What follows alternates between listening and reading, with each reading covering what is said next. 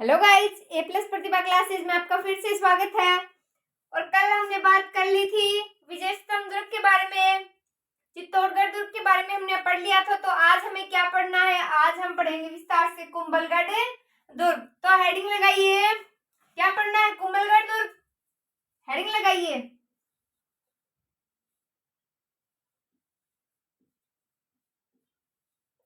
क्या लगानी है हेडिंग?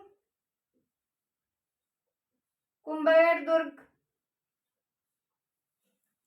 तो देखिए, कुंभलगढ़ दुर्ग आज हम पढ़ते हैं। तो कुंभलगढ़ कहाँ है? स्थिति लिखिए, कहाँ है?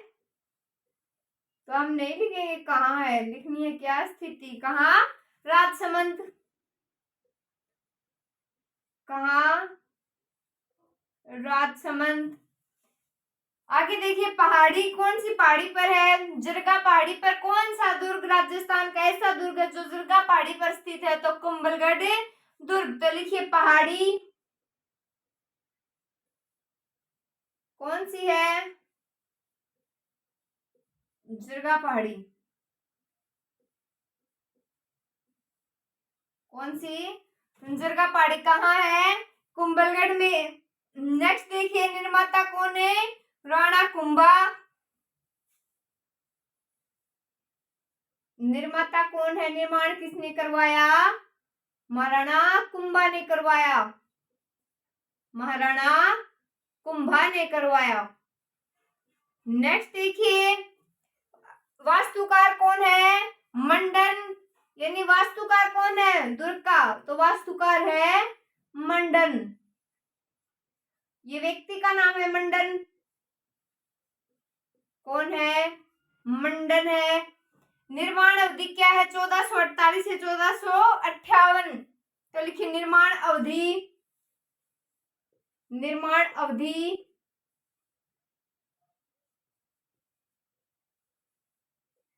कितनी है? 1448 से 58। तो देखिए, स्थिति कहाँ? राजसमंद में। पहाड़ी कौन सी है? जरगा पहाड़ी। निर्माता कौन? महाराणा कुंभा है।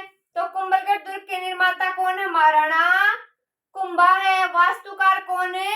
मंडन है। तो कौन है कुंभलगढ़ दुर्ग का वास्तुकार? अगर पूछा जाए तो कौन है? मंडन है। निर्माण की जो अवधि है वो किस वर्ष की गई थी? तो कब शुरू किया गया था इसका निर्माण? 1448 से 1458 के बीच में इसकी निर्माण अवधि है। नेक्स्ट देखिए, नेक्स्ट हम पढ़ते हैं उपनाम। हेडिंग लगाइए उपनाम।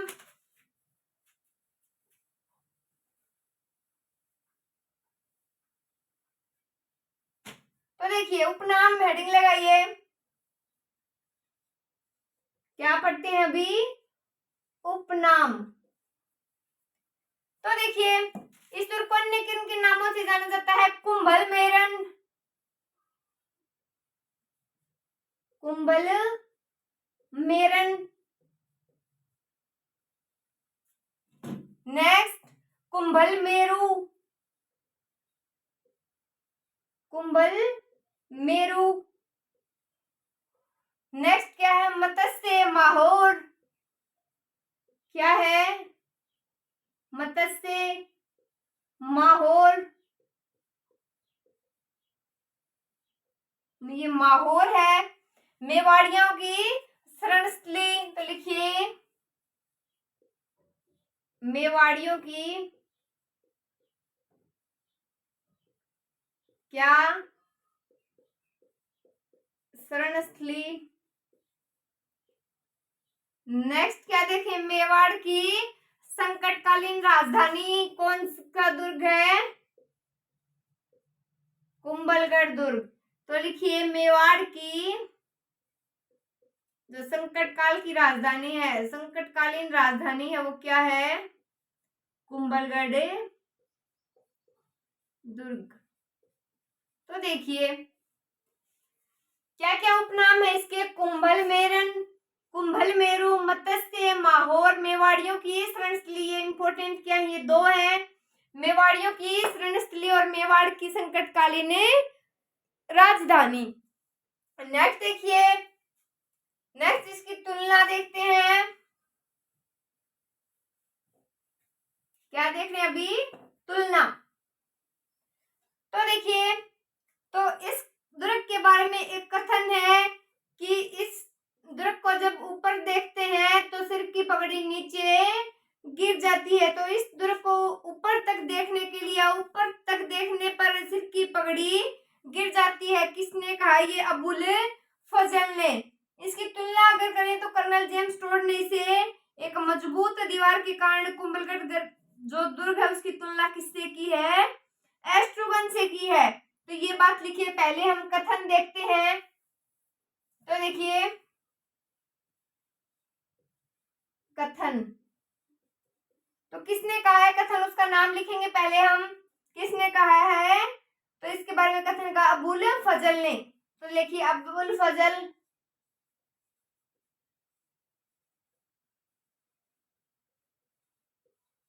अबुल फजल क्या कहा है? इस दुर्ग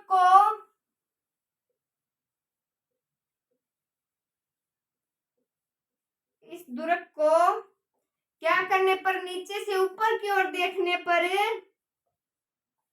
नीचे से ऊपर तक देखने पर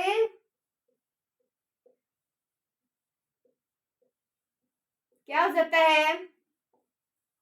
सिर की पगड़ी गिर जाती है। सिर की पगड़ी नीचे गिर जाती है।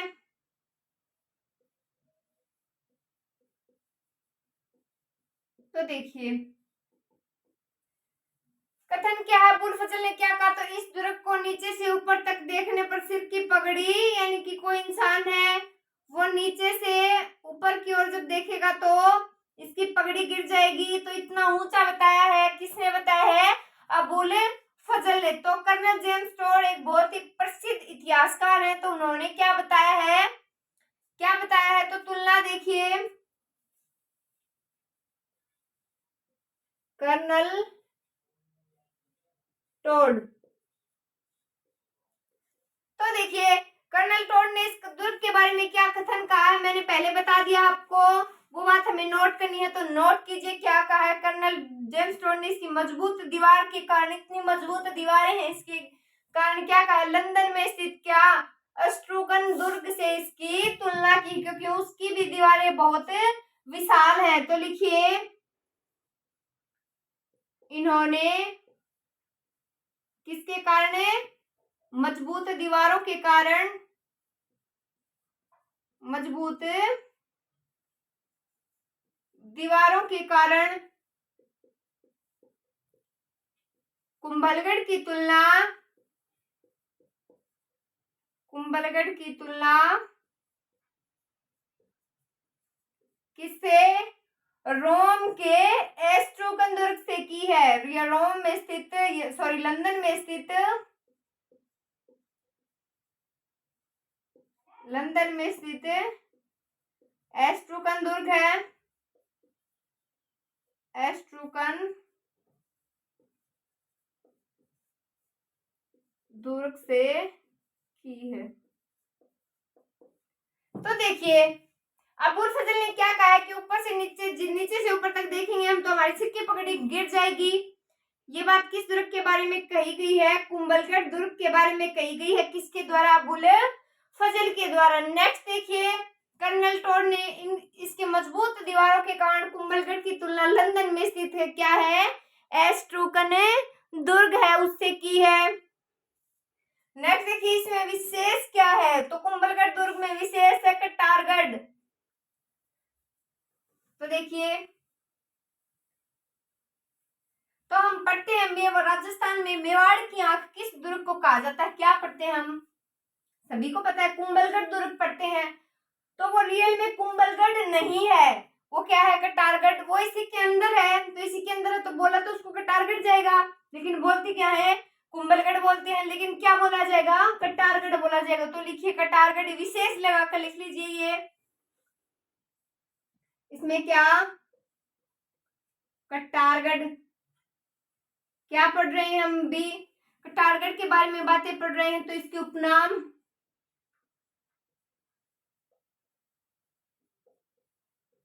मेवाड़ की आंख, मेवाड़ की आंख। और अन्य कुंभा का निवास स्थल यही है, लिखिए कुंभा का निवास स्थान।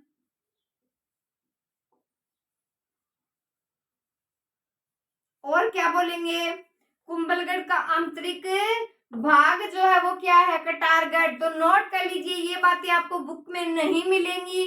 तो कुंभलगढ़ का आंतरिक भाग, मैं एकदम सरल भाषा में आपको बता रही हूं, नोट कीजिए। कुंभलगढ़ का आंतरिक भाग,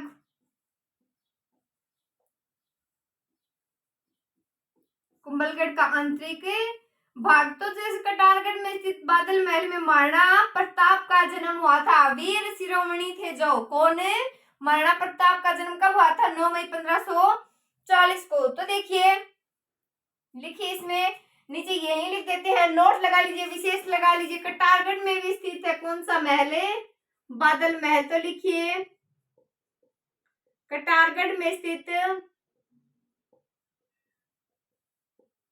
कौन सा महल, बादल महल। कौन सा महल, बादल महल में महाराणा प्रताप का जन्म हुआ था। महल में महाराणा प्रताप का जन्म हुआ था, जन्म हुआ था। किनका जन्म हुआ था, महाराणा प्रताप का जन्म हुआ था। कब हुआ था, 9 मई 1540 ईस्वी। तो देखिए, कुंभलगढ़ दुर्ग की बातें हम पढ़ रहे हैं, उसमें से अभी क्या पढ़ रहे हैं, कटारगढ़ पढ़ रहे हैं। तो उपनाम देखिए, मेवाड़ की आंख कौन है, कुंभलगढ़ गलत नहीं है। मैंने ये नहीं कहा कुंभलगढ़ आंसर गलत है। अगर ऑप्शन में हमें मिले रणथंभौर दुर्ग, जैसलमेर दुर्ग या जोधपुर दुर्ग, अन्य मिले हमें कुंभलगढ़ दुर्ग, तो क्या आएगा आंसर, तो कुंभलगढ़ दुर्ग ही आएगा। लेकिन ऑप्शन में क्या है, कुंभलगढ़ दुर्ग भी है, कटारगढ़ भी है। तो ऑप्शन राइट कौन सा माना जाएगा, अकॉर्डिंग टू एनसीईआरटी क्या मानेगी, कटारगढ़। नेक्स्ट देखिए, कुंभा का निवास स्थान, कुंभलगढ़ का जो अंदर का भाग है वो क्या है, कटारगढ़ है। तो कटारगढ़ में स्थित बादल महल में महाराणा प्रताप का जन्म हुआ था। कब हुआ था, 9 मई 1540 ईस्वी। तो देखिए, उदय सिंह थे, उदय सिंह का जन्म नहीं, लालन पालन भी इसी दुर्ग में हुआ। तो कुंभलगढ़ रक्षक आशा देवपुरा ने महाराणा उदय सिंह को शरण दी थी, इसी दुर्ग में दी थी। तो महाराणा प्रताप विधिवत राज तिलक इसी दुर्ग में हुआ था। कब हुआ था, 1578 में। कब हुआ था, 1500 जो विधिवत हुआ था वो तो इसी दुर्ग में हुआ था। तो प्रताप ने इसी दुर्ग में मेवाड़ सेना का संचालन भी किया, अकबर की सेना के विरुद्ध संचालन भी किया था। विदेशी जैसे वो शहबाज खान ने पहली बार आखिरी दुर्ग जो आखिरी बार आक्रमण किया था और इसी दुर्ग को जीता था। तो ये सब बातें हम इसमें नोट कर लेते हैं। ये सारी बातें परीक्षा में पूछी नहीं जाती, लेकिन हमें इसे याद हो जाएगा। तो लिखिए, कुंभलगढ़ रक्षक कौन है, कुंभलगढ़ रक्षक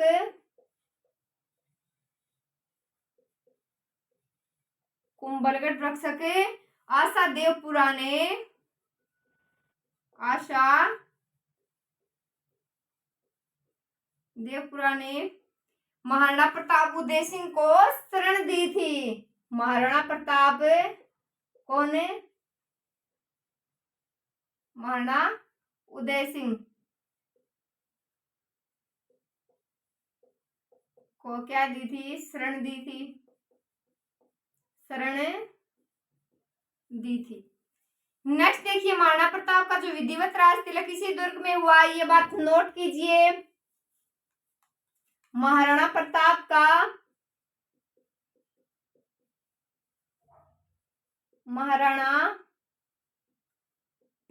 का विधिवत क्या राज तिलक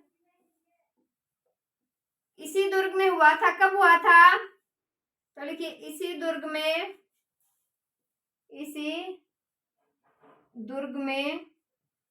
1578 ईस्वी को हुआ था। कब हुआ था? 1578 ईस्वी को हुआ था।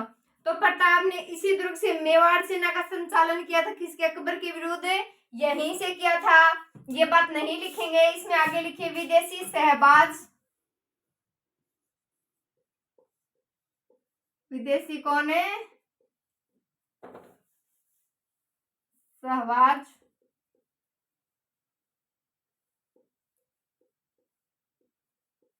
पहली और आखिरी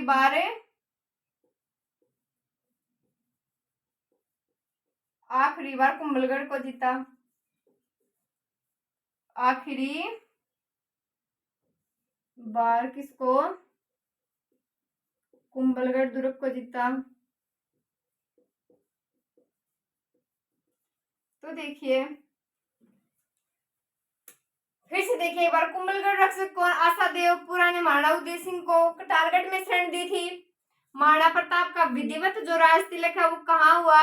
1578 में हुआ। कहाँ हुआ? कटारगढ़ में हुआ। तो विदेशी शहबाज खान ने पहली और आखिरी बार कुंभलगढ़ दुर्ग को जीता था। नेक्स्ट देखिए, और मैंने क्या बताया था, उदय सिंह का लालन पालन कहाँ हुआ? इसी दुर्ग में हुआ। ये सब बातें हमें नहीं याद करनी है, ये बस आपको मैं याद हो जाए इसलिए बताती हूँ। तो देखिए, इसी दुर्ग में पृथ्वीराज सिसोदिया की 12 खंभों की छतरी स्थित है। पृथ्वीराज सिसोदिया की दूसरी छतरी कहाँ? कुंभलगढ़ दुर्ग के तलहटी में स्थित है। तो ये बातें हम नोट करेंगे। तो नेक्स्ट लिखिए, इसके बाद हम इसके अन्य महल देखेंगे, अन्य मंदिर देखेंगे।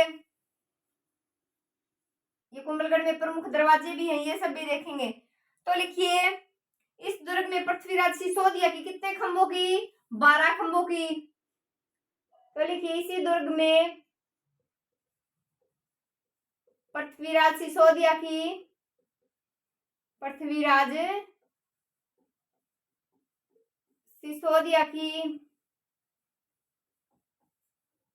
कितने खंभों की? 12 खंभों की छतरी स्थित है।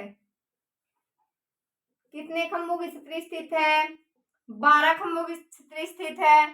नेक्स्ट देखिए, पृथ्वीराज सिसोदिया की जो दूसरी छतरी है वो कहाँ? कुंभलगढ़ दुर्ग की तलहटी में स्थित है। नेक्स्ट देखिए, पृथ्वीराज सिसोदिया, दूसरी छतरी की बात कर रहे हैं हम। पृथ्वीराज सिसोदिया की दूसरी छतरी कहाँ? दूसरी छतरी कुंभलगढ़ दुर्ग के तलहटी में स्थित है। कहाँ स्थित है? इसकी तलहटी में स्थित है। अन्य स्थल की अगर बात करें तो रानी झाली रानी का मलाठिया महल भी है, या मटालिया महल, मालिया महल, जो भी बोले वो इसी में है। कुंभ स्वामी विष्णु का मंदिर है, बादल महल है, क्लाउड पैलेस। तो देखिए, ये सब बातें अन्य स्थल में एक दो बातें हम नोट कर लेते हैं।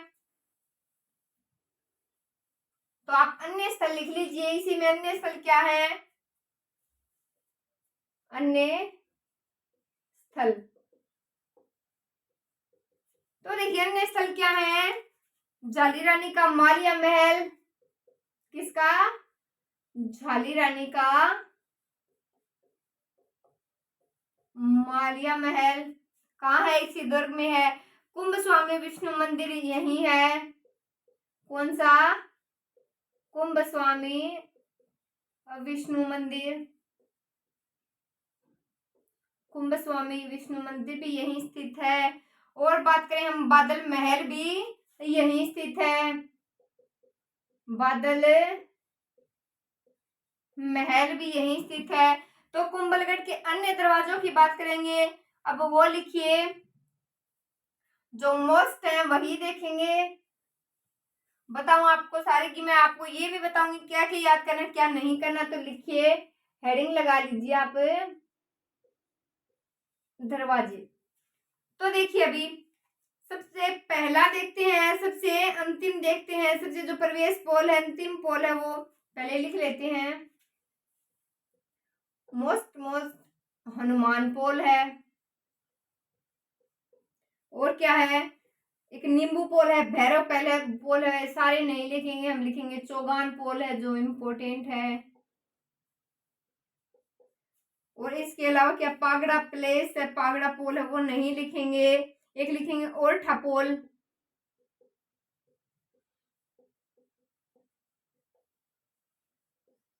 हल्ला पोल लिख दिया गया, हमने नहीं लिखा हल्ला पोल।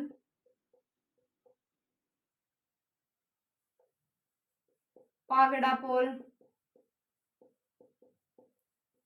तो देखिए विशेष तो यही है, बाकी तो और भी है लेकिन विशेष हम पढ़ेंगे, विशेष यही है।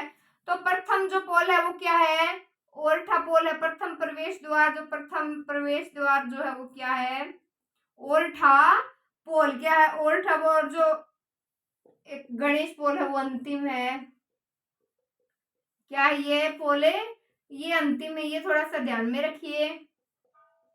कौन सा, ये अंतिम पोल है। नेक्स्ट देखिए, कुंभलगढ़ दुर्ग के चारों ओर कितने 36 किलोमीटर की दीवार स्थित है जिसे महान दीवार कहा जाता है। ये बातें नोट कर लीजिए। आगे देखिए, कुंभलगढ़ दुर्ग के चारों ओर, इस दुर्ग के चारों ओर कितनी 36 किलोमीटर, कितनी 36 किलोमीटर की दीवार स्थित है, जिसे क्या बोलते हैं, भारत की महान दीवार, जिसे भारत की महान दीवार कहते हैं।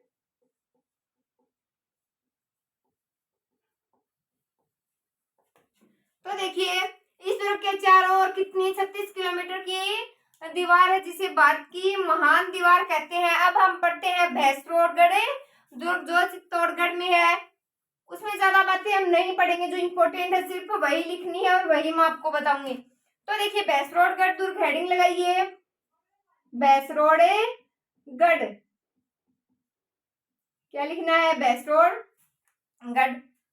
तो देखिए स्थिति कहाँ है इसकी, चित्तौड़गढ़ दुर्ग में। तो ये एक तो है गागरोनगढ़, कहाँ है, झालावाड़। एक भैंसरोडगढ़, ये किस में आते हैं, तो ये जलदुर्ग की श्रेणी में आते हैं। वो हमने जो हमारी फर्स्ट वीडियो थी इसमें ये बातें कर ली है हमने। तो सीधा देखिए इसकी स्थिति क्या कहाँ है, चित्तौड़ में या चित्तौड़गढ़ में।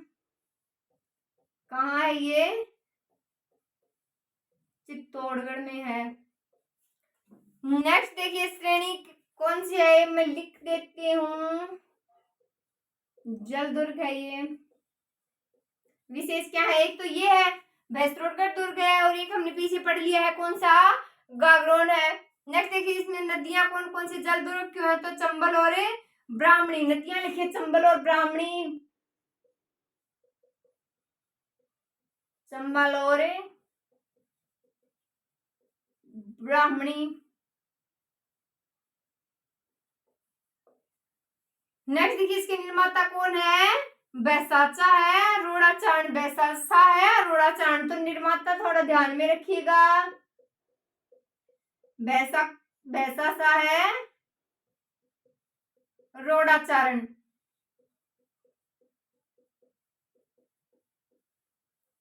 तो देखिए स्थिति कहाँ है, चित्तौड़गढ़ दुर्ग में। श्रेणी कौन सी, जलदुर्ग की श्रेणी। नदियां चंबल एवं ब्राह्मणी। निर्माता कौन है, बैसासा है, रोड़ाचारण। तो इसका उपनाम क्या क्या है, राजस्थान का वेल्लोर, दक्षिणी भारत का वेल्लोर। तो ये लिख लीजिए, उपनाम इंपॉर्टेंट है। क्या है, राजस्थान का वेल्लोर। कौन सा दुर्ग है, भैंसरोडगढ़ दुर्ग, राजस्थान का वेल्लोर।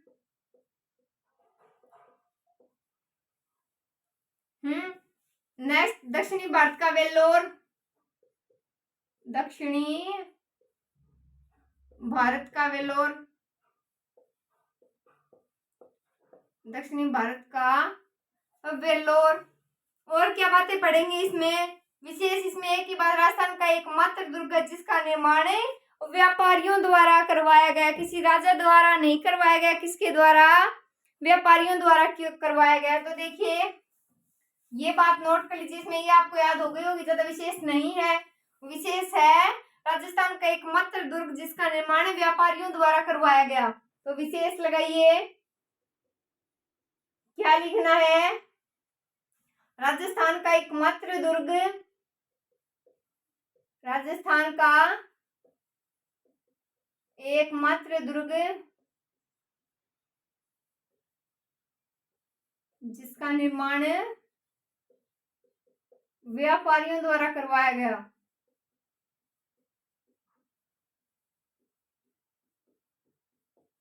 व्यापारियों द्वारा करवाया गया। तो देखिए बैसरोटगढ़ के बारे में हमने बात पढ़ी। स्थिति कहाँ थी? तोड़ती श्रेणी जलदुर्ग कौन कौन सी नदियों के कारण? चंबल और ब्राह्मणी नदियां कौन सी थी? चंबल और ब्राह्मणी। निर्माता कौन? बैसासा है। रोड़ाचारण उपनाम कौन सी? राजस्थान का वेलोर, दक्षिणी भारत का वेलोर। नेक्स्ट देखिए विशेष क्या है? राजस्थान का एकमात्र दुर्ग जिसका निर्माण किसके द्वारा करवाया गया? व्यापारियों के द्वारा करवाया गया। नेक्स्ट हम क्या पढ़ेंगे? नेक्स्ट हम पढ़ रहे हैं रणथंभौर। तो लिखिए, हेडिंग लगाइए, रणथंभौर दुर्ग। लिखिए रणथंभौर दुर्ग। कौन सा पढ़ रहे हैं? रणथंभौर। तो देखिए इसकी स्थिति कहाँ है? कहाँ है हमें पता है, ये सवाई माधोपुर में है। स्थिति कहाँ? सवाई माधोपुर। निर्माता कौन है? रणथंभदेव चौहान। निर्माता देखिए कौन है? रणथंभदेव कौन है? चौहान। चौहान वंशी थे ये। नेक्स्ट शताब्दी कौन सी शताब्दी में बनवाया गया है? ये शताब्दी है 8वीं शताब्दी। उपनाम देखिए, दुर्गों का राजा या दुर्गाधिराज। उपनाम देखिए, ये इंपॉर्टेंट है, थोड़े ध्यान में रखने आपको।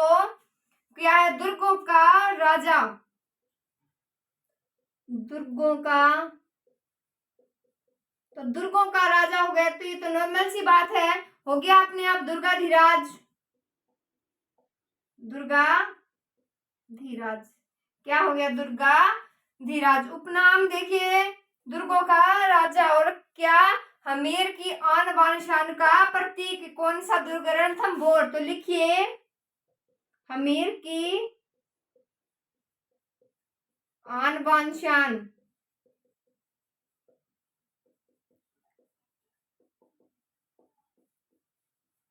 तो देखिए हमीर की आन बान का शान का प्रतीक कौन सा दुर्ग है? रणथंभौर दुर्ग। दुर्गों का राजा कौन सा दुर्ग? रणथंभौर दुर्ग। स्थिति कहाँ? सवाई माधोपुर। निर्माता कौन? रणथंभदेव चौहान। तो देखिए इसका मूल नाम क्या है? रत्तपुर या रत्त की घाटी। इसका मूल नाम तो रणथंभौर दुर्ग का, लेकिन ये सब बातें में पढ़नी नहीं है, मैं आपको सिर्फ आपकी नॉलेज के लिए बता देती हूँ। रत्त, जैसे कि रत्तपुर, इसका ये नाम यानी रण की घाटी। तो देखिए इसकी प्रसिद्धि का कारण क्या है? तो इस दुर्ग में राजस्थान का प्रथम शाखा हुआ था। यह राजस्थान का प्रथम जल जोहर था। कब हुआ था? 11 जुलाई 1301 में। तो नेक्स्ट हम ये बातें पढ़ते हैं, आप ये नोट कर लीजिए। नेक्स्ट देखिए, तो इस दुर्ग में क्या है इसकी विशेषता? और इस दुर्ग में राजस्थान का प्रथम जल जोहर हुआ, प्रथम शाखा हुआ था। राजस्थान का प्रथम जल जोहर था वो, तो जल जोहर हुआ था। तो देखिए इस दुर्ग में राजस्थान का, लिखिए इस दुर्ग में राजस्थान का प्रथम शाखा हुआ था। प्रथम शाखा हुआ था।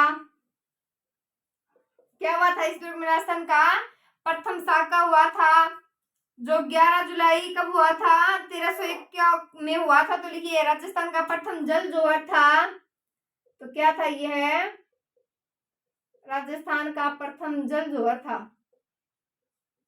प्रथम जल जोहर था। कब हुआ था?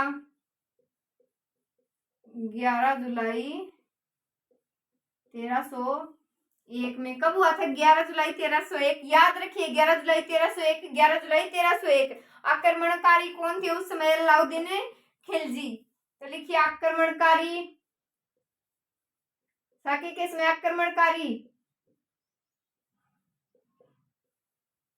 तो आक्रमणकारी थे अलाउद्दीन खिलजी। अलाउद्दीन खिलजी। प्रत्यक्षदर्शी कौन थे? कौन से इतिहासकार थे? अमीर खुसरो। तो प्रत्यक्षदर्शी लिखिए, प्रत्यक्षदर्शी कौन है? अमीर खुसरो।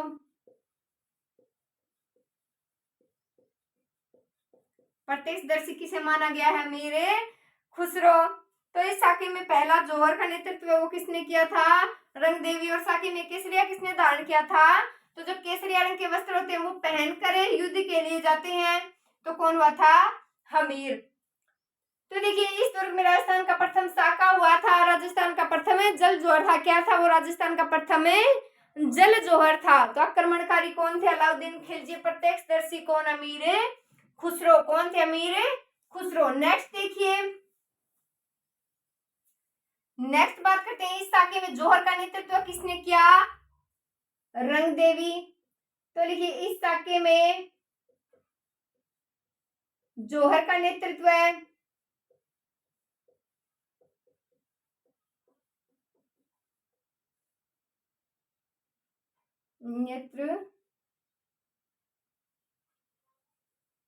नेतृत्व।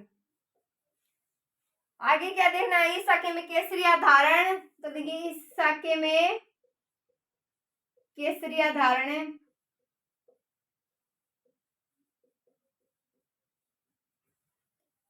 तो देखिए जौहर का नेतृत्व किसने किया? रंगदेवी। और केसरिया धारण है हमीरदेव चौहान। कौन है? हमीरदेव चौहान। तो देखिए इस साके के बाद अमीर खुसरो का कथन क्या था? आज कुफ्र का गढ़ इस्लाम का घर हो गया। तो अमीर खुसरो प्रत्यक्षदर्शी थे, उन्होंने इस युद्ध को देखा, इस साके को देखा, इस जौहर को देखा था। तो लिखिए इस साके के बाद अमीर खुसरो का कथन, कथन लगाइए, टॉपिक लगाइए, नीचे लिखिए अमीर खुसरो। अमीर खुसरो क्या कहा गया इनके द्वारा? आज कुफ्र का गढ़ इस्लाम का घर हो गया। तो लिखिए आज कुफ्र का गढ़ इस्लाम का घर हो गया। आज कुफ्र का गढ़ इस्लाम का घर हो गया। तो देखिए जलालुद्दीन खिलजी का कथन क्या था इस दुर्ग के बारे में? ऐसे दुर्गों को मुसलमान की दाढ़ी के एक बाल के बराबर भी नहीं समझता। तो ये बात हम बिल्कुल नोट करेंगे। तो पहले ये देख लीजिए इस सकी का जौहर किसने किया? जौहर किया रंगदेवी ने। केसरिया धारण हमीरदेव। कथन क्या? अमीर खुसरो ने कहा आज कुफ्र का गढ़ इस्लाम का घर हो गया। तो देखिए ये अमीर खुसरो है। एक कथन किसने कहा था? एक और भी कथन है इस दुर्ग के बारे में, तो वो अबुल फजल ने कहा था। आगे देखते हैं, इस कथन को भी देखेंगे। तो जलालुद्दीन खिलजी लिख लीजिए पहले।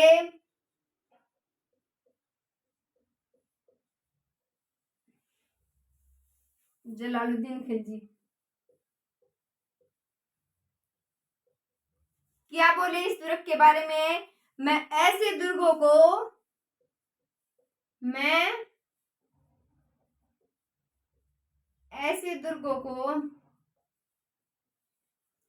मुसलमान की दाढ़ी के एक बाल के बराबर भी नहीं समझता। मैं ऐसे दुर्गों को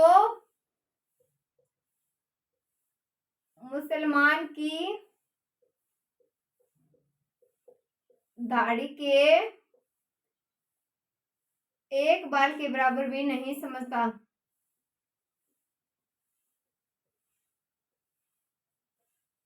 नहीं समझता। तो आपने ये तो सुना ही होगा, जो नहीं मिलते वो अंगूर क्या होते हैं, खट्टे। तो बस वही बात जलालुद्दीन खिलजी में हो गई कि मैं ऐसे दुर्गों को मुसलमान की दाढ़ी की एक बाल के बराबर भी नहीं समझता। किसका कथन है ये, जलालुद्दीन खिलजी का। नेक्स्ट देखिए, नेक्स्ट बात करते हैं अबुल फजल का कथन। तो अबुल फजल ने क्या कहा, अबुल फजल ने क्या कहा, अन्य दुर्ग तो नंगे हैं। क्या बताया, अन्य दुर्गों को नंगा बताया है, रणथंभौर दुर्ग को बख्तरबंद। तो देखिए, अन्य दुर्ग तो नंगे हैं, अन्य दुर्ग तो क्या है, नंगे है। रणथंभौर दुर्ग, रणथंभौर दुर्ग क्या है, बख्तरबंद है। क्या है, बख्तरबंद है। तो देखिए, आपको तीनों कथन याद हो गए होंगे, एक बार मैं फिर से दोहरा रही हूँ, ध्यान कर लीजिए। अब की बार इस साके में अमीर खुसरो का कथन क्या था, आज कुफ्र का गढ़ इस्लाम का घर हो गया। नेक्स्ट, जलालुद्दीन खिलजी का क्या कथन था, मैं ऐसे दुर्गों को मुसलमान की दाढ़ी के एक बाल के बराबर भी नहीं समझता। अबुल फजल ने क्या कहा, अन्य सभी दुर्ग तो नंगे हैं, लेकिन ये दुर्ग क्या है, बख्तरबंद। नेक्स्ट देखिए, अब बात करते हैं रणथंभौर के कुछ द्वार के बारे में। हेडिंग लगाइए फटाफट, द्वार।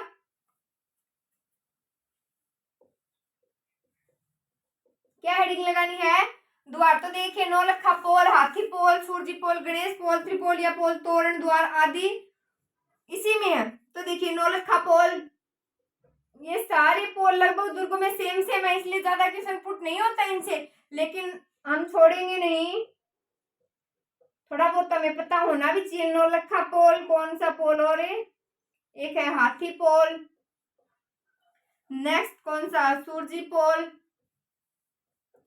इसके बाद क्या, गणेश पोल है, त्रिपोलिया पोल है, गणेश पोल, आगे त्रिपोलिया पोल, आगे एक तोरण पोल है जिसे अंधेरिया पोल बोलते हैं, तोरण पोल, तोरण पोल जिसे क्या बोलते हैं,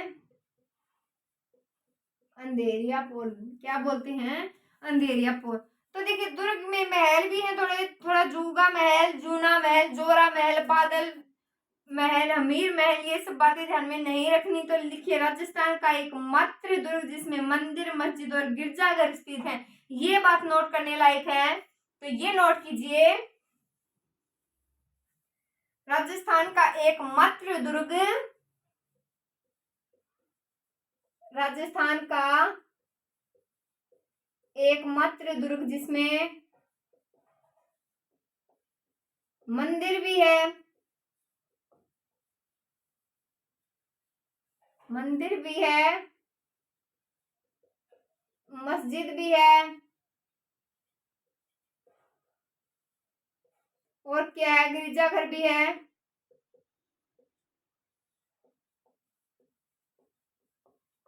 और क्या है, गिरजाघर भी है। तो देखिए, दुर्ग में अन्य स्थल भी हैं, जैसे पद्मला तालाब, रनिहार तालाब या रनिहाल तालाब, पीर सरुद्दीन की दरगाह है। तो ये सब बातें नोट थोड़ी सी कर लीजिए, सारी हमें नहीं करनी। तो लिखिए, दुर्ग के अन्य स्थल, तो लिखिए, दुर्ग के अन्य स्थल,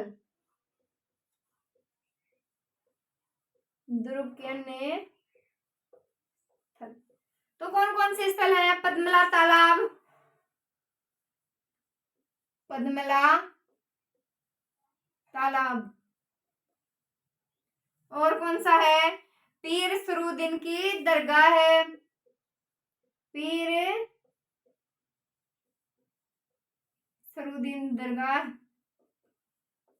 नेक्स्ट क्या है, शाही टकसाल यानी कि अकबर का।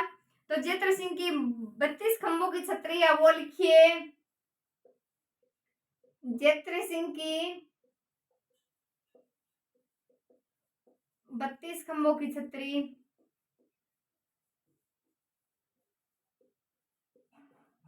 क्या है, जेत्र सिंह की 32 खंभों की छतरी। एक न्याय की छतरी भी है यहाँ पर, ये नोट कीजिए, न्याय छतरी किसकी है, ये हमीर देव चौहान की है। किसकी है ये? हमीरदेव